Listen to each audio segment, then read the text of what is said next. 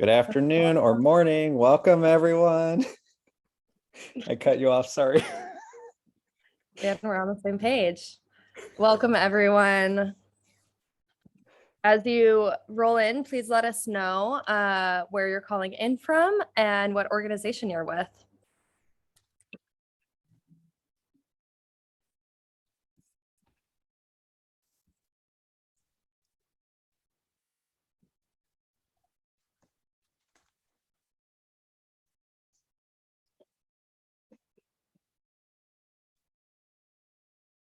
Wow, it's so great to see so many friends here.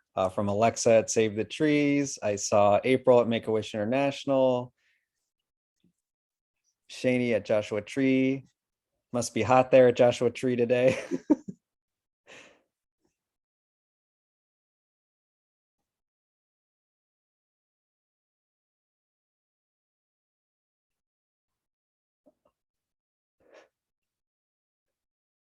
Good morning. Oh, thank you, Leslie.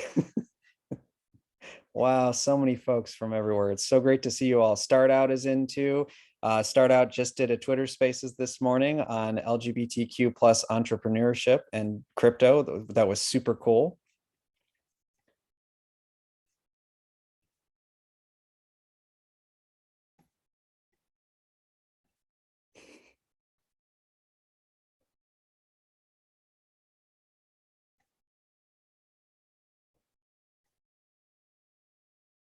Good morning, everybody, and welcome, or good afternoon, depending on where you're planted on the earth today.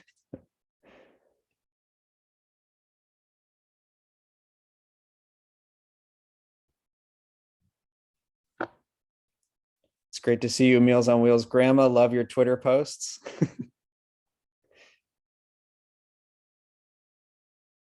And good morning, Garrison from American Cancer Society, or afternoon.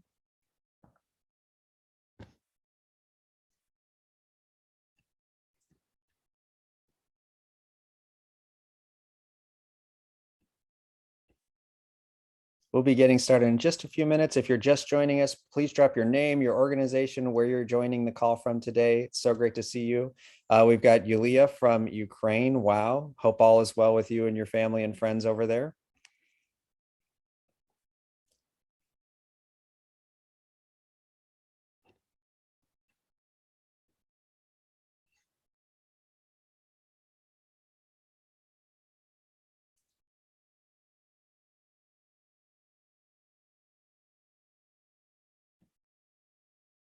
Good morning or afternoon.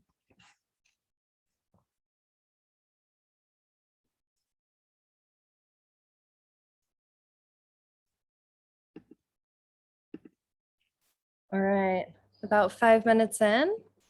So this should be the majority of everybody. Welcome, welcome. Let's get started. So real quick, today's agenda, we'll run through some introductions and quick housekeeping. We have a lot to talk about today, and all of it is really, really critical. So we want to keep things brief where we can. We're going to jump into probably the most exciting topic of the day, which is what do we do with today's crypto market? And we have our very own Pat Duffy, our co-founder. So we'll get into some details there. And then the Giving Block updates, campaigns, and partnerships.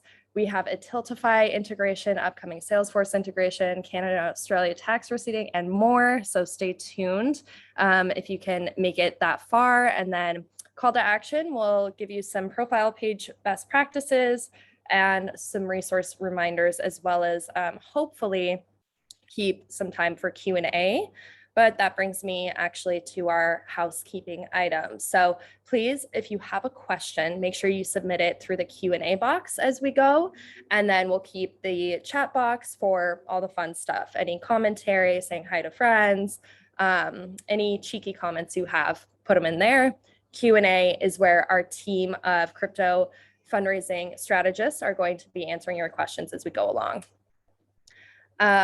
Meeting is being recorded. This is a question we inevitably will get throughout the presentation. It is being recorded. We will send you the recording, and we will also send you access to the presentation so that you can share that resource with other individuals in your organization. Introductions, I'm Emily Facilla. I'm the Director of Client Success and a crypto fundraising strategist. I have had the pleasure of working with so many of you. It's always so much fun to see all your names come into the chat. And I'll kick it over to Dan. Good morning, everyone. I'm Dan. Pleasure to be with you. I've been with the Giving Block since December, the crypto fundraising strategist, and I come from the nonprofit sector in the performing arts with more than 10 years there. So excited to have you all today and be working with you. And back to you, Emily, or over to Pat? Over to Pat to say hello. Yeah. If he can find his unmute. Yeah. Hello. Greetings. I'm in New York right now. We're here for NFT NYC. Had the event last night, 600 registrants for the NFT gallery that everyone came through. So yeah, the energy is awesome here. We'll obviously talk about that later on. All right, Pat, let's get into this crypto market. Let me open this up. As always, I have a completely separate presentation that throws off our flow.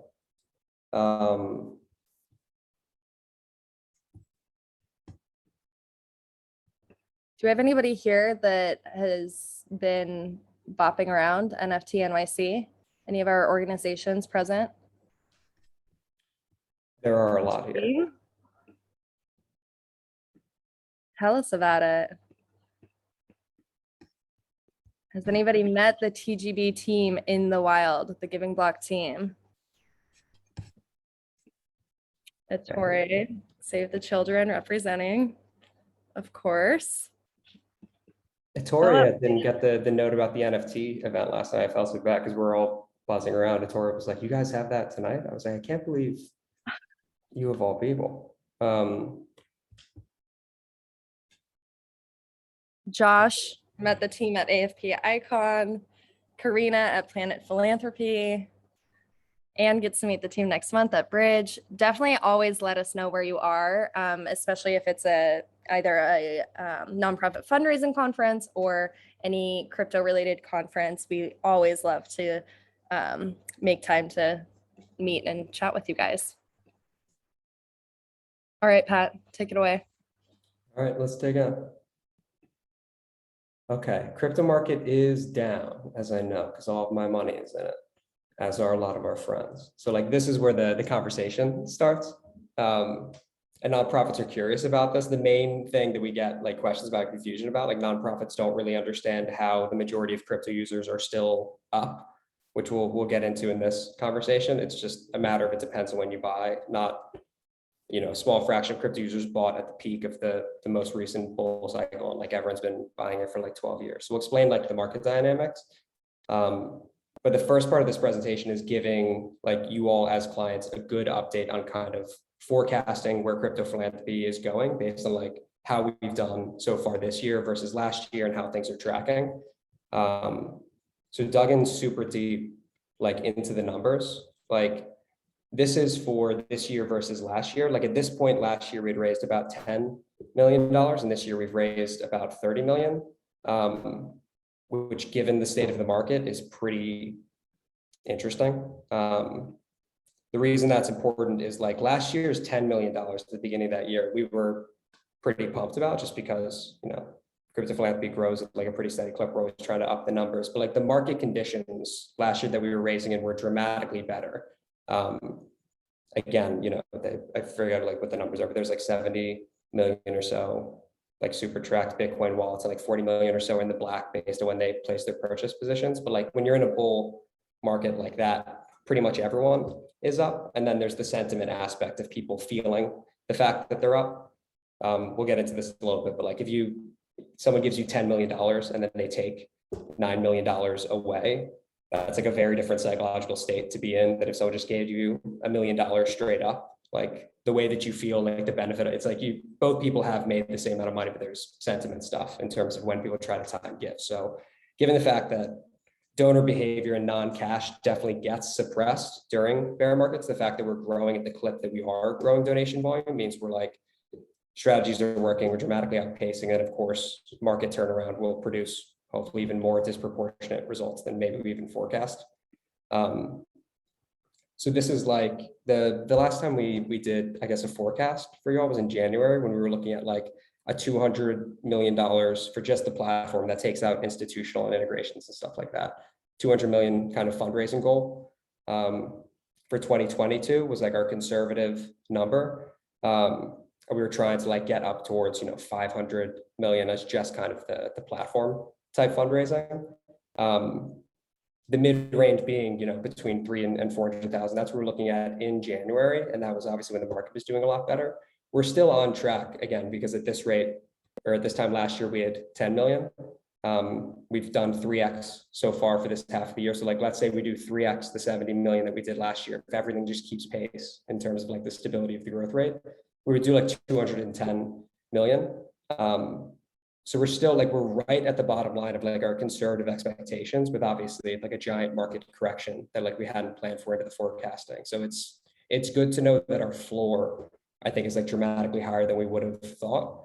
And the fact that we have dramatically continued to increase donation volume year over year in the specific months of the year, and the timing is looking quite good. So then if you look at like a 5x growth rate, which I think is more appropriate, like we won't be fundraising in the market conditions of like the literal weeks where crypto is dropping 60%.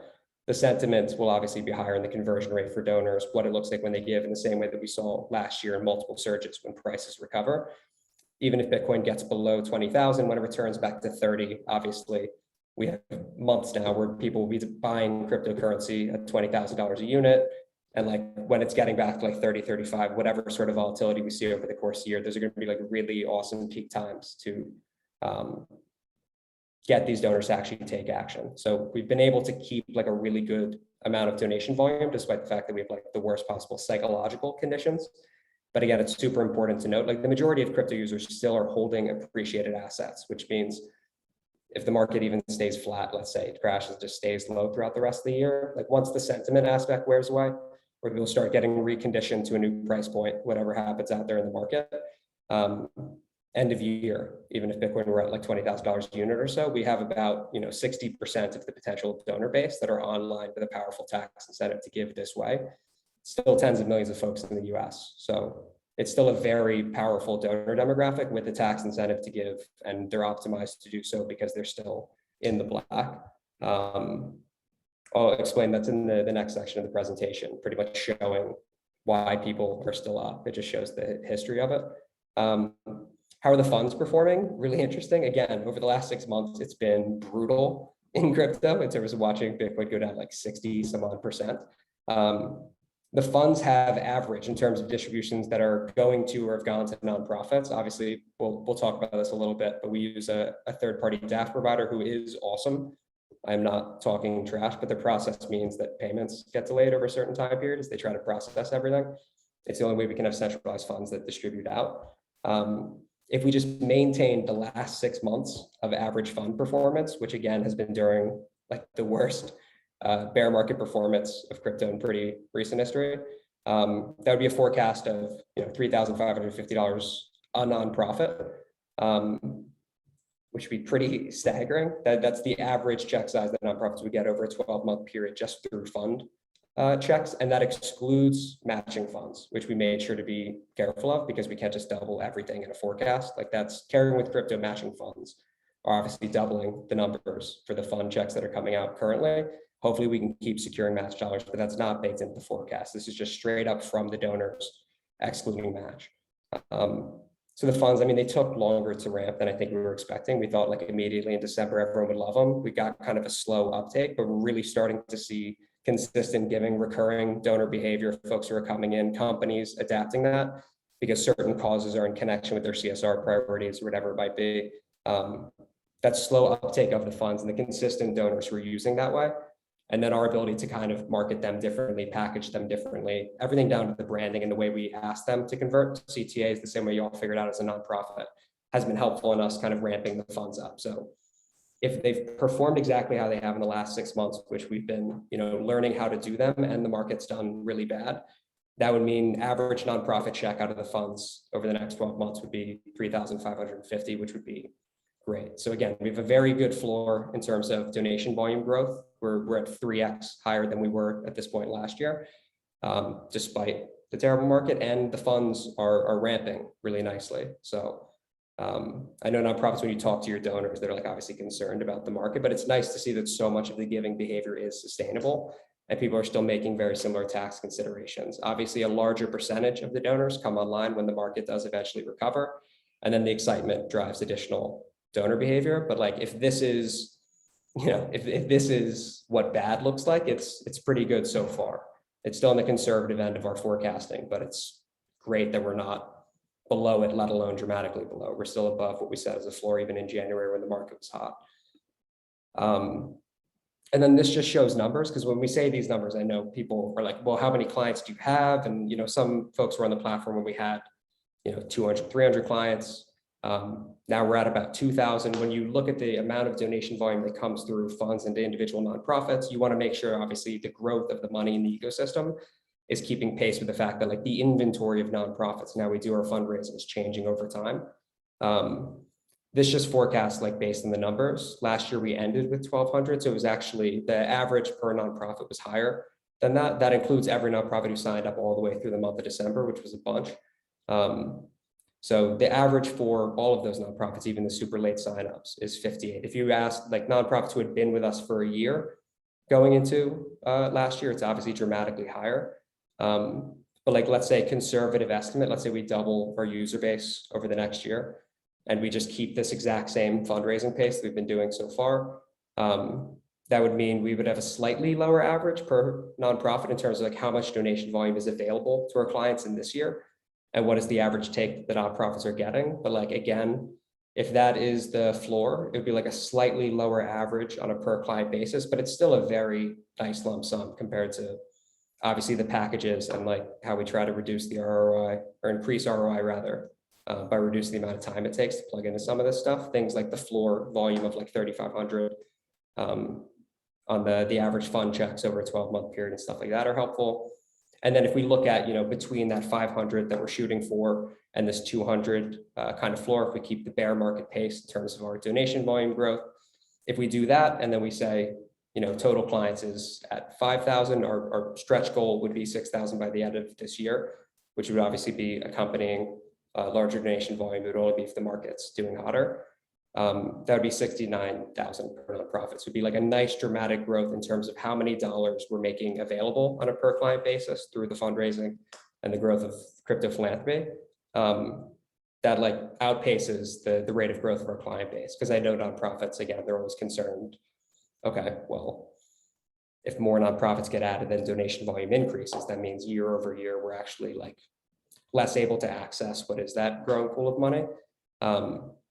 Worst case scenario here would be like a very minor reduction in the average raised based on the 200 million projection, which would be, great still. So super concerning. Obviously, when the market starts going down, we have to change all of our messaging. We'll get into the next half of this presentation, is how you all can adapt strategies. We'll highlight some nonprofits who are doing a lot of the right things. Some of it's intuitive, some of it isn't, especially if you're new-ish. But the nonprofits, the highest performers, obviously, like have been doing this for years, where you rotate through bear markets because they're relatively common. So this is an update on the strategy piece. I try to go through it pretty efficiently. I forgot about the "you are here" thing that I put here. Bear market versus bull market. If you came end of last year in particular, like you were in there, like right in the heat of bull market strategy.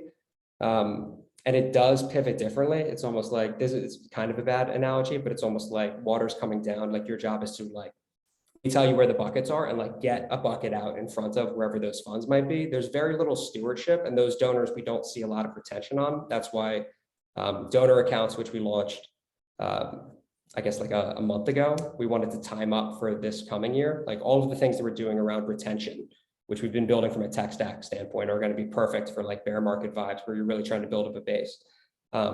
So we see faster growth in giving. Again, we've 3x growth so far this year, even during a bear market, but we would see, 10x or whatever during bull markets.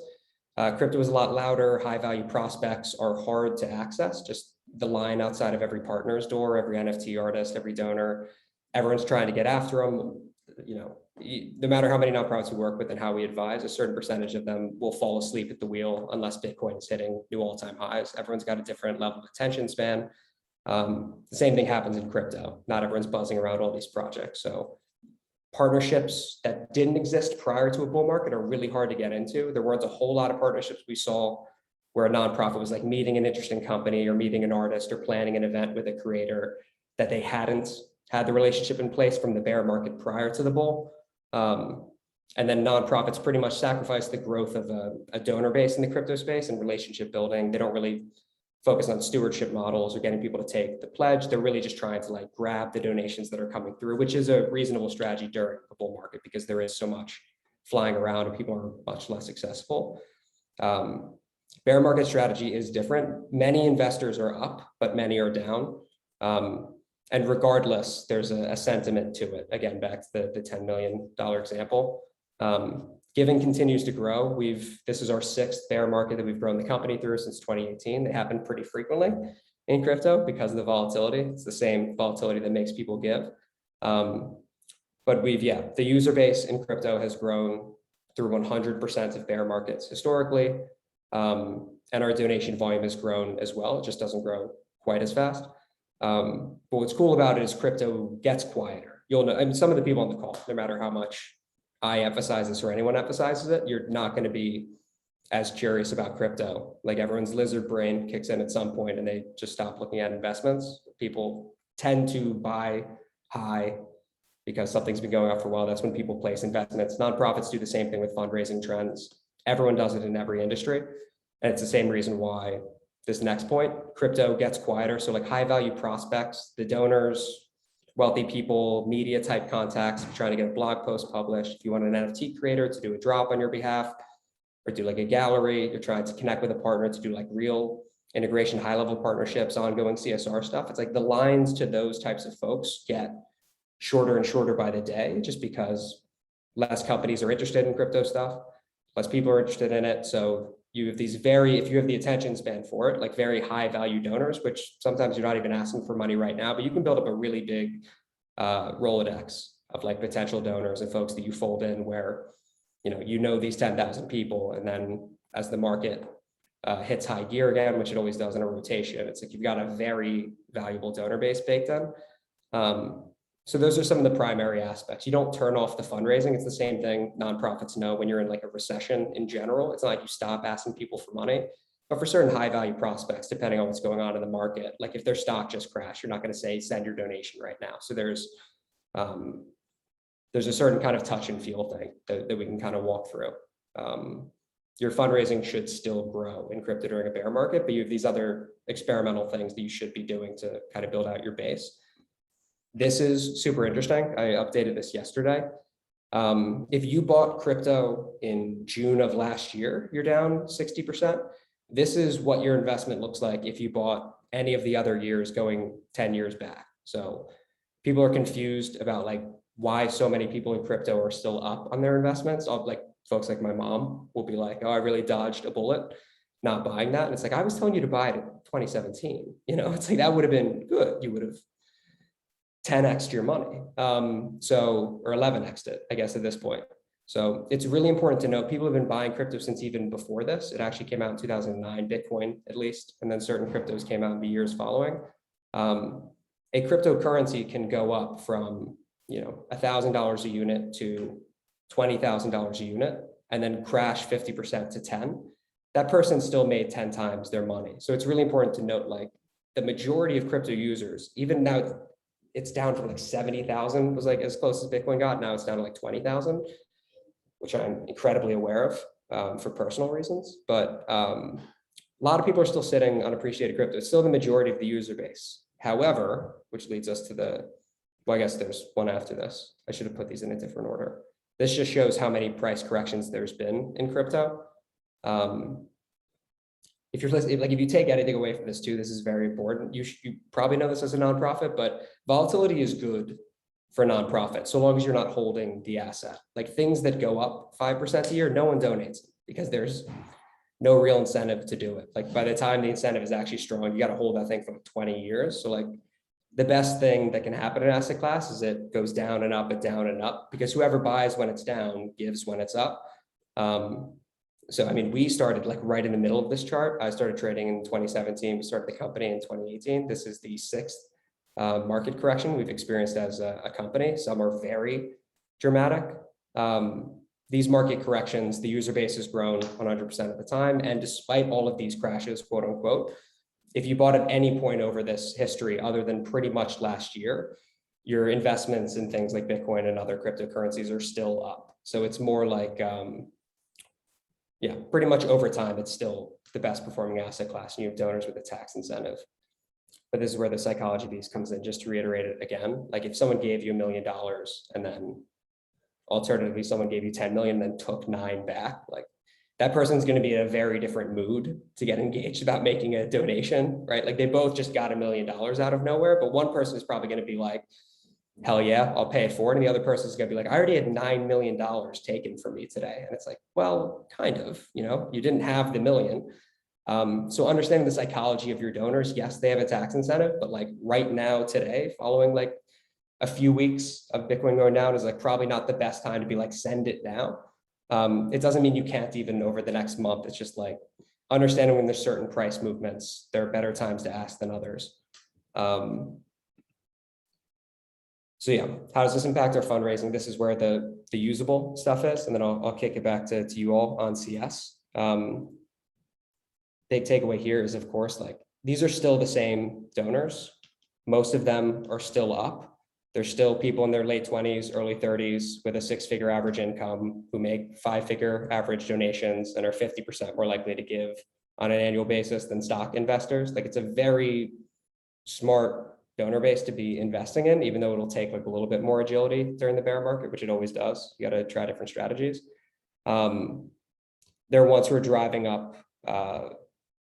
Yeah, pretty much the ones who are up right now will drive revenue in the immediate, but even donors who are down, that like 40% or whatever of Bitcoin wallets, who have Bitcoin that they bought at the top of the bear market that they're down on right now, it's like they're still valuable people to be meeting. Of course, they're young, they're financially literate, they're tech savvy, they're uniquely generous, they make a lot of money, long giving cycle.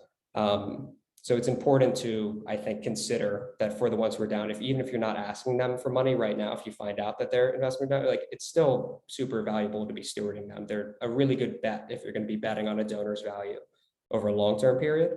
And then, yeah, all of our most successful programs on the platform, blue chips, of course, but like small and large, all of them have been building donor bases during bear markets. We always point to like Save the Children, American Cancer Society, United Way Worldwide, St. Jude. It's like, I think we have now 150 clients or so who are like 9-figure plus. It's like getting to that level, but it's, if you're on the call, I apologize, because there are also other big nonprofits who are great, but like the ones who have been doing crypto over a 2-year period plus are doing dramatically better than their peers, regardless of their audience sizes and everything else. Like they build donor bases during bear markets and then they activate when the value goes up. So this is what the strategy looks like, more or less. If people can retain it, this we're recording and we'll send it out to you all. During a bull market, it's like a money grab. You want to get out there, you want to grab as much as possible. We give you instructions. You'll see marketing toolkits and stuff we said you're going to look different moving forward. At the beginning of a bear market, like where we're at right now, you want to go way harder into land grab than money grab. You want to balance that out. If you're running ads being like, send us your Bitcoin right now, it's fine to have stuff like that going. You should keep making asks, but you should be diversifying into other types of approaches, getting people to take the pledge, turning them into ambassadors with bullets here at the end. And then as we go into end of year, we got to remember, like, let's just say Bitcoin and crypto just flatlines through the end of the year. Let's say it doesn't even recover from this. The majority of crypto users are still in the black, and they have a very strong tax incentive to give once, you know, the feeling of having your money taken from you goes away a little bit. Like the mathematical truth is like they're still up on a multi-year period with a strong tax incentivized donation method. And that's where we'll see if the market stays flat or if the market recovers, which would be great. That's when we start moving back from land grab into money grab, where it becomes really important that you are actively fundraising, making the ask directly, getting people to give. the agility to swing between those two is super helpful. It's not the end of the world if you stick to one or the other. You want to just build a donor base for a couple of years, activate it later, or you want to just keep asking for donations and doing the best you can. You don't have the headspace to be agile, fine. But like if you have the ability to just think a little bit about how to tweak to accommodate donors where they're at, it performs dramatically better, just because in moments like this, it's a lot easier to access these people.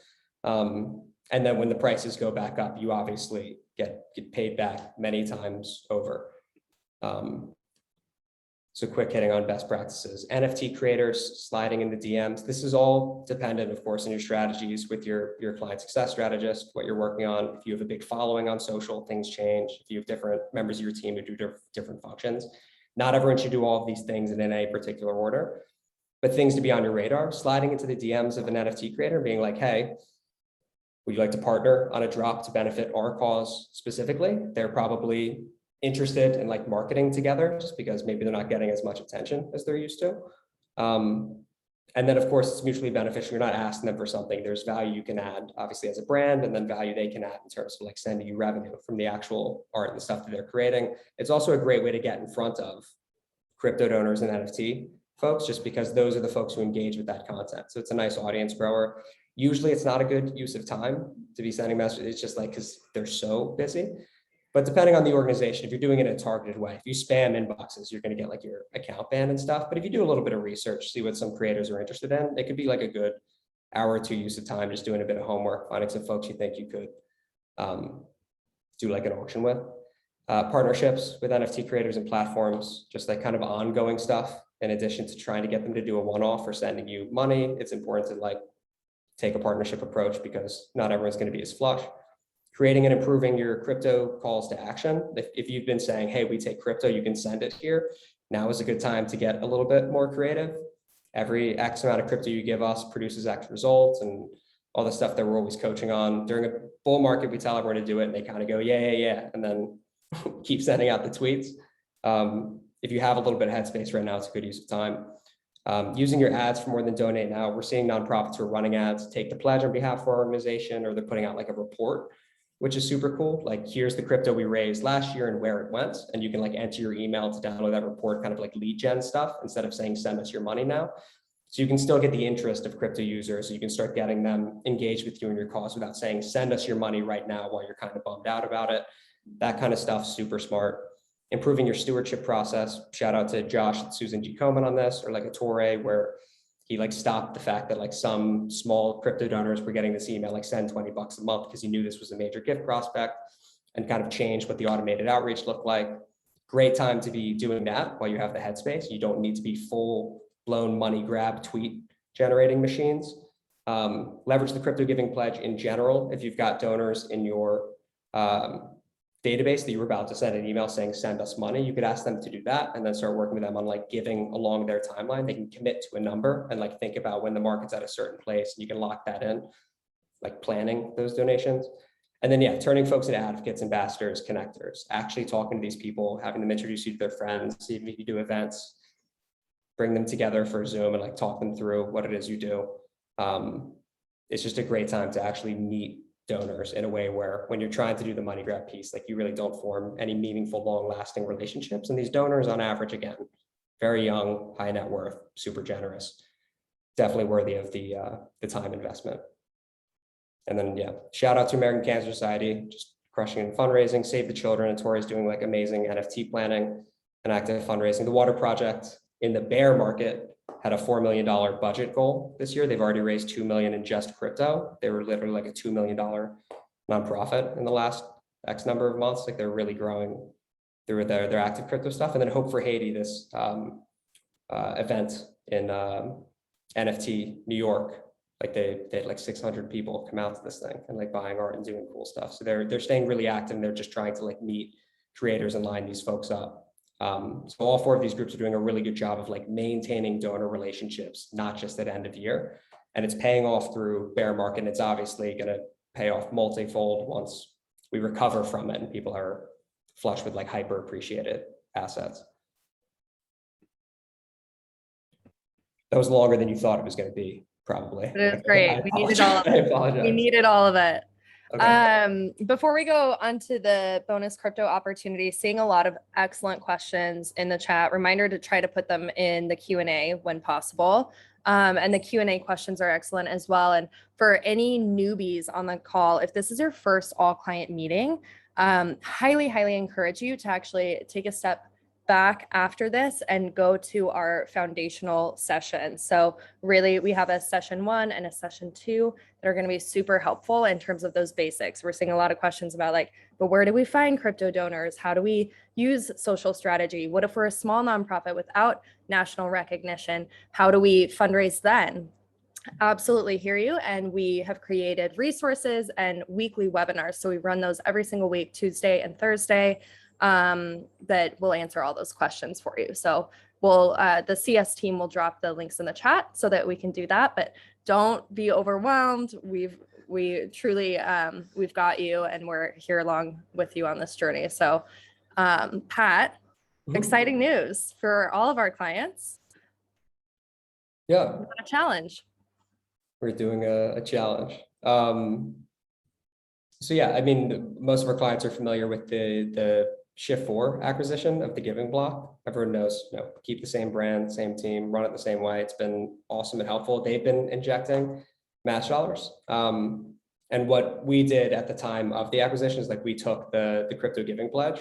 We kind of took it earlier, but like we've been incredibly broke our entire lives. So like it wasn't that helpful. So we kind of like recommitted to that. We've been trying to think of like a good way that we could use it that's like helpful for the business, but also it's not just like money that goes to the new clients coming in, because like Shift4 and other folks are obviously motivated for the new clients coming in. We want to grow the platform. Revenue is very important.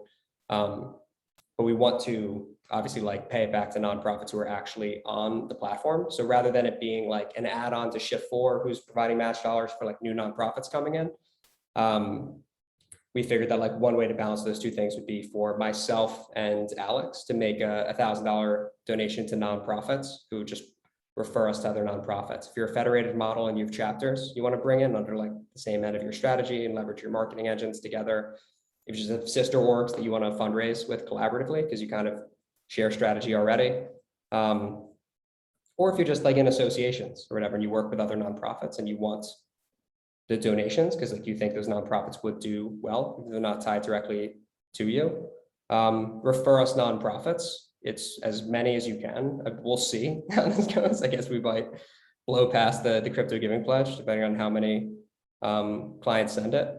But we're going to make $1,000 donation. That has nothing to do with the size either. People can start on Simplify or whatever else it is. We don't want it to be dependent on the size of the package that sales folks sell, because like that's not a healthy incentive.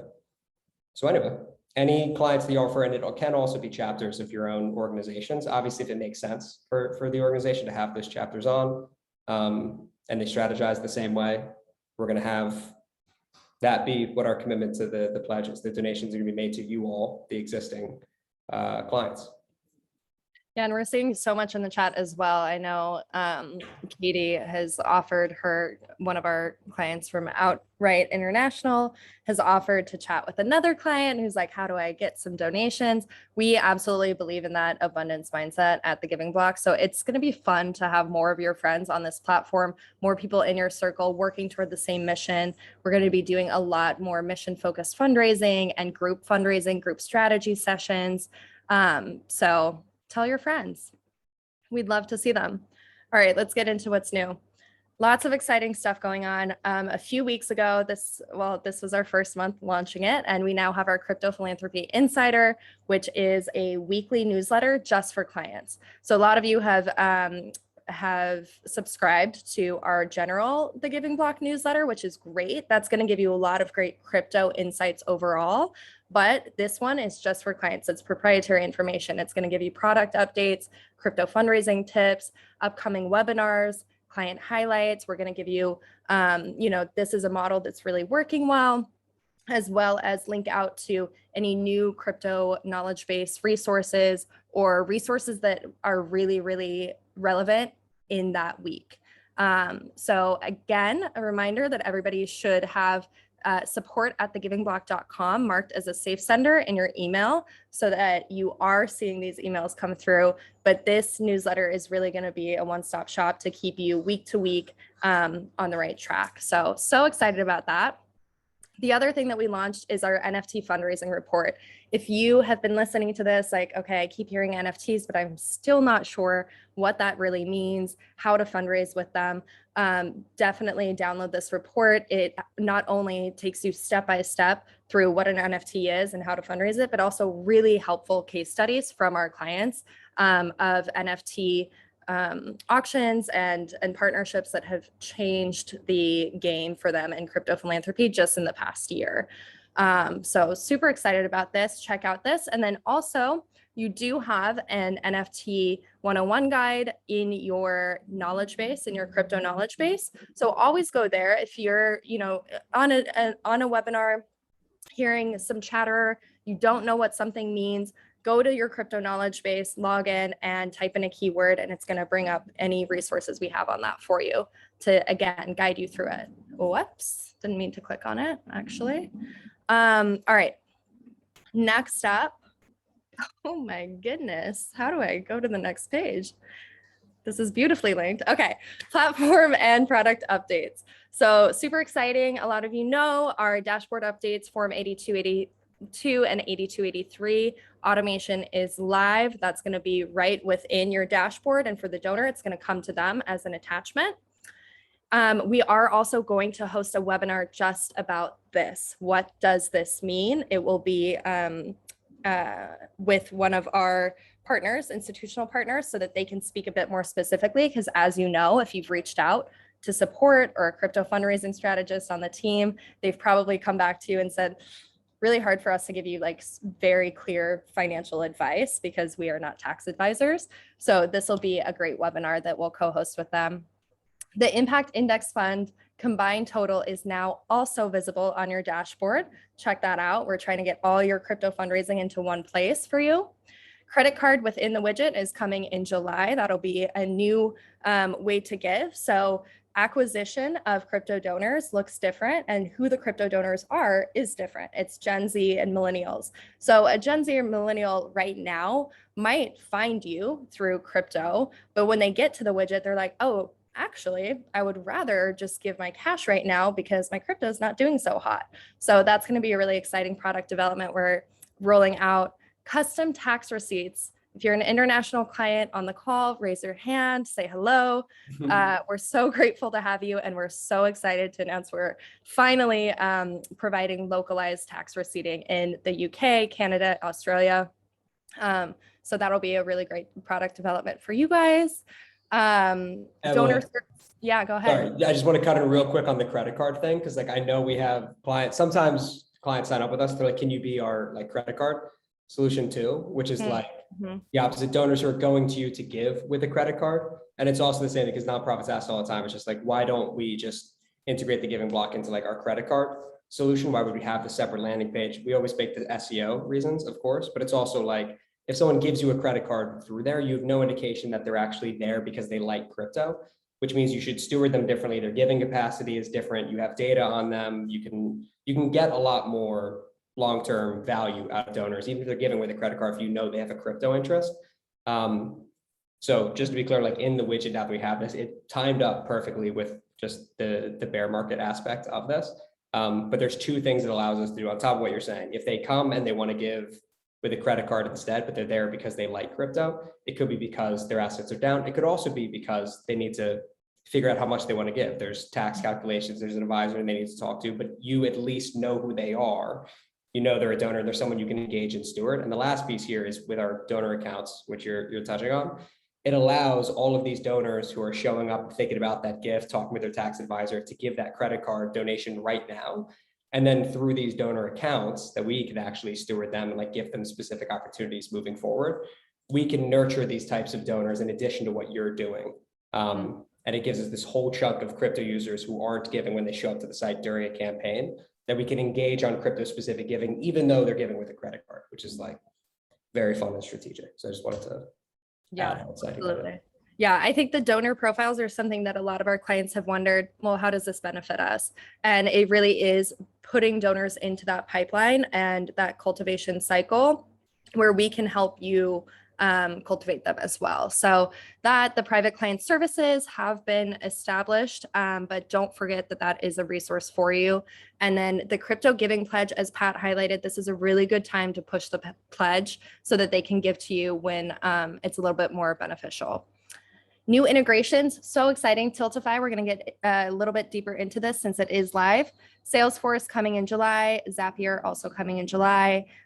You have 80 plus cryptocurrencies on your platform. If this is noted on your crypto donation page on your own website, make sure that it does say 80 plus and you have the full list. This can be found in your crypto knowledge base. And then really important note, we don't want any of our clients to lose out on any crypto trying to be donated to them. If it is Polygon, it must come through ERC20. And this is something that also additional details in your crypto knowledge base, how to talk to a donor about all of this, steps they can take, and also what to put on your own page so that you can protect them from their gift getting lost. Yeah, and you can always send donors to us just to Absolutely. reiterate. It's like you don't Happy need to be figure looped out- in. We always, use the example of like when a donor wants to give an NFT directly, which is still very rare. Usually they sell their NFTs and give you crypto proceeds. It's like, you can send that to us, private client services, even if you're on Simplify. If you have a donor who wants to give $10 million, you need OTC, right? You need someone to get on the phone and call the exchange and walk them through it and screen. It's like all of that is available to everyone. If it's a crypto that's not your widget, just call us. We have accounts set up with donor advised fund programs. We have an institutional team. It's like, whatever you need, if you're unsure, we can not only help you, but also provide the donor with all of their services. Yeah, and the best place to start is support@thegivingblock.com. You will get a response within 24 to 48 hours, so we can stay very on top of it and get you to the right person to support. All right, let's talk more about Tiltify. So this is the #1 platform for live streaming and digital fundraising. So this integration is huge because who's on it? Majority Gen Z and millennials. Who holds most of crypto? Gen Z and millennials. And so this integration is going to allow our clients who are using Tiltify or interested in using Tiltify as a fundraising strategy to bring those two beautiful things together. This page really says it all. And since we only have about 10 minutes left, I'm going to let you guys read this on your own time, but reach out to the team if you're ready to make the integration happen, or if you want to get signed up with Tiltify, we'll connect you to their team directly as well. All right, Dan, take it away. Awesome. And I'll be fast because a lot of the slides coming up have information on it, and we want to get to the call to action and Q&A as our focus point for the remainder of our time. But Carrying with Crypto, TLDR, which is too long, didn't read, has been really successful and super awesome, putting funds in the hands of clients across the platform. Please note, we are working on the matching checks. We did tell you they would come out after May 1, so we are on time still in one aspect, but we realize it's quite delayed, so we're very sorry for that. We understand how important this money is to fuel your missions. Our DApp provider is working very much every day around the clock to get these checks out. We are anticipating by the end of June they should drop. We will update you in our weekly client newsletter when those go out, so please be on the lookout for that email for more information. Those checks are coming from our DApp provider, so we're really excited. Quick note, over 12.3 million so far in donations and match to date, more available for the Impact Index funds. And that matching is still active and live. So we're really excited about this generous initiative from Jared and Shift 4. Next up, our current awareness campaigns. We are trying to focus on all the great work you're doing in various ways and really bringing that crowdfunding shared pool approach to various things like our Ukraine Emergency Response Fund, which has put money on the front lines of supporting those impacted by the war, to our Pride Month LGBTQIA fundraising going on right now, all through the month of June, to our various adoption fund and impact index funds. We also have Crypto for Black Lives, as well as our crypto giving pledge underway. So much going on. Our call to action here is take the awareness day surveys. Let us know what is important to you. Is there a month or a week or a day that your organization really highlights your work, tries to focus on fundraising? We want to know so we can talk with our team and figure out where we're going to get active for y'all. So let us know, take that survey if you haven't already. We're going to dig through that data deep and try to really hone in together with Emily and the team and figure out what can we do to help your initiative and really highlight the work you're doing together. All right, institutional partnership and alerts. I'll be very brief. We have some great products here for y'all to know about. We have Earn, Invest, and Custody. This is just super cool. If you're interested, reach out to us at support@thegivingblock.com. Our team will connect you with our institutional colleagues who will help you. Really quick, Earn allows you to earn 5% on cash balances, help with TGB on your account. So it's a great way to sort of beat the inflation, make a little money, and not have too much risk at the same time. We have Invest. This is a way for you to get active in the crypto markets, put that rainy day fund aside to do even better work when the bull comes around. More to come there. And then Custody. This allows you to hold crypto offline in cold storage. That's a wallet that basically is like a USB drive in some ways. And you just pop it out and your crypto is held there. If you're interested in those products, reach out to us. We'll get you hooked up with more information. Great ways to, take your investments to the next level. Yeah, sorry. Go ahead. Yeah, jump in. Yeah, one quick on that. It's the same thing we tell nonprofits at the time that they come and join us. It's like, should we hold crypto or sell? It's like almost everyone sells it. With this kind of stuff, obviously, I understand that earning interest is different than like investing into crypto. If you don't have an endowment or a treasury and you've never done this stuff before, recognize very similar to like anything else we do, that you'd be starting from zero. If you do have those things, it's super intuitive. You're just adding this on as a way of diversifying. So just understand, like if you're thinking about putting $1,000 into something like this, it's probably not worth the headaches and like the process of doing it. So just like going in clear-eyed, so everyone doesn't go, can I put $100 in? Just like see how this works. It's like you're probably gonna not be a good use of time. But if you are already having a treasury, you've been down whatever else it is, it's a great way to get started with crypto and diversify. Absolutely. Pat, When in doubt, reach out to our team. We'll guide you. Love that. Is there a specific amount we want to share, like around investment levels? Not like we can't, it depends on like their strategies, but there are minimums for different types of accounts and how to get into it, just to make sure that, yeah, nonprofits aren't obviously like opening a can of worms just to see like what they can do with $100. If you have curiosity about it, like, of course, just like Dan said, ping the team. It is just like our other tools, super easy to use. It's more a matter of like internal processes. Like if you're updating or you have to accept, like if you have these processes you need to do that you're not foreseeing, just obviously think through what it looks like. We can help with that. That's awesome. Next up, with our partners, Ren, DAF provider, you can now hold crypto inside a DAF, which is so cool. There's a great press release we're going to drop the link for you to read. Read this slide later, but it's just a really great announcement that you can share with anyone who has a DAF and is crypto savvy or crypto interested, because this is a first of its kind. So cool.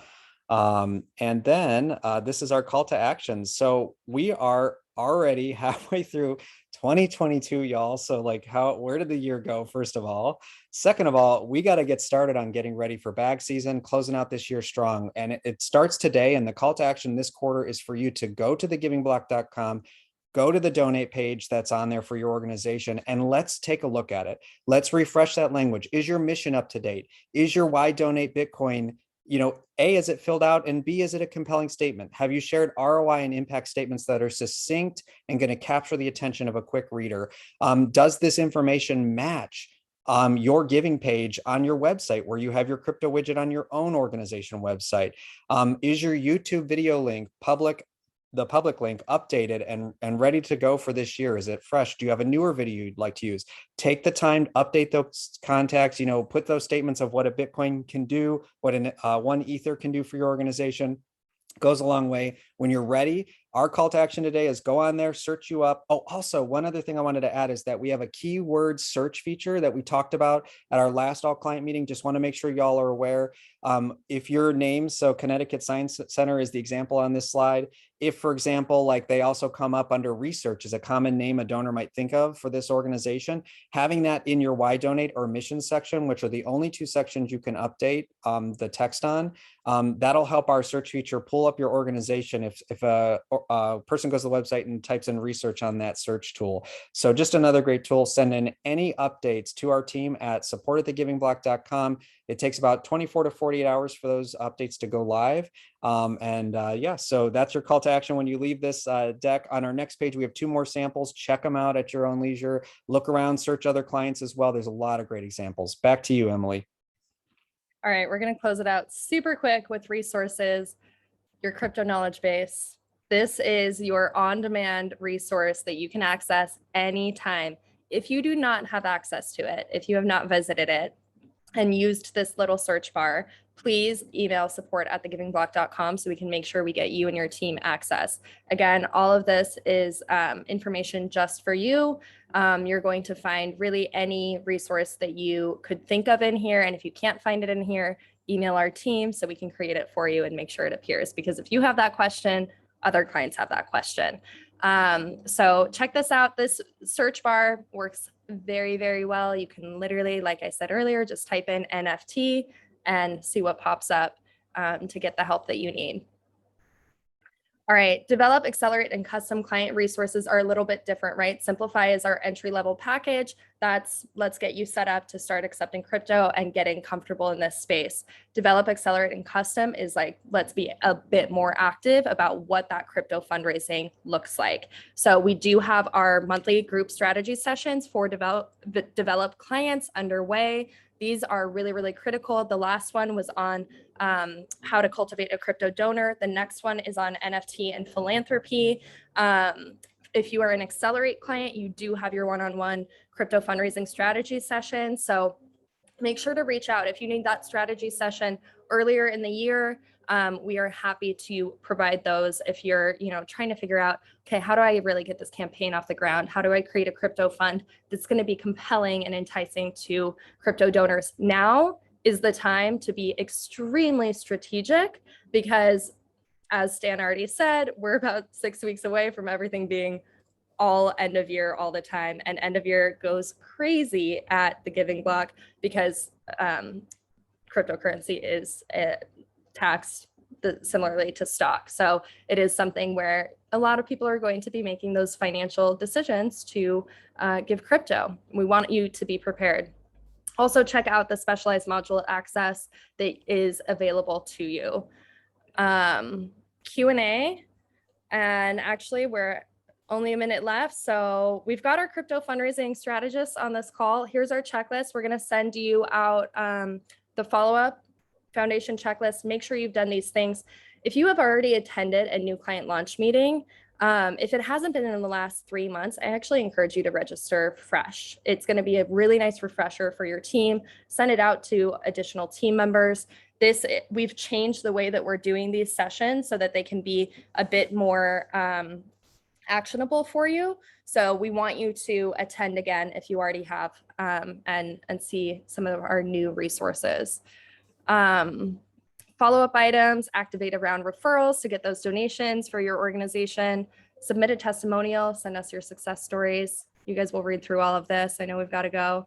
And then your crypto fundraising strategy team. If anybody wants to come on camera and give a wave.